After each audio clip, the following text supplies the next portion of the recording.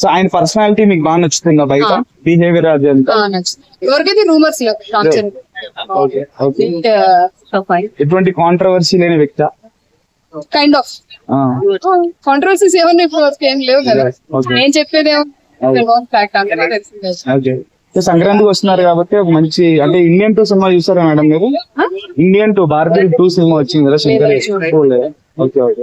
దానికి టాక్ అంత బాగా అనిపించలేదు. భారతీయుడు అన్నంత బాగాలేదన్నారు. సో ఇప్పుడు గేమ్ చేంజర్ తో శంకర్ గారు పర్ఫెక్ట్ కంబ్యాక్ ఇస్తారని ఫ్యాన్స్ అందరు కోరుతున్నారు. మీ ఒపీనియన్ సినిమా రాజమౌళియే బాహుబలి తర్వాత ఫ్లాప్ ఇస్తాడు అని ఫీల్ అవుతారు. ఇంకా మన శంకర్ గారిని మనం చెప్పలేదు. It all depends on the fate కదా.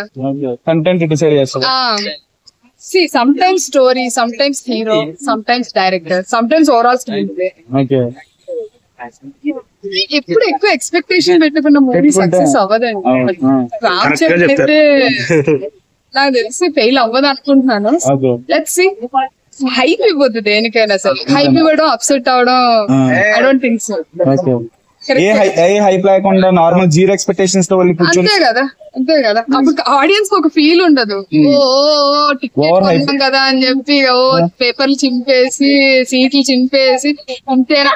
ఫస్ట్ ఎవరైతే చూస్తారో వాళ్ళు చాలు నాశనం చేయలేదు.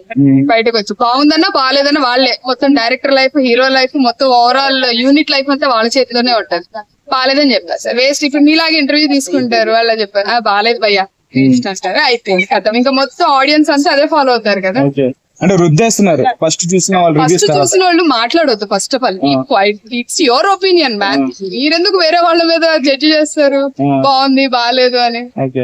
చూసేవాళ్ళు చూస్తారు, చూడడం చూడకపోతారు. ఫస్ట్ ఆఫ్ ఆల్ ఇండియాలో ఉన్నంత సినిమా క్రేజ్ ఏ కంట్రీలో ఉండదు.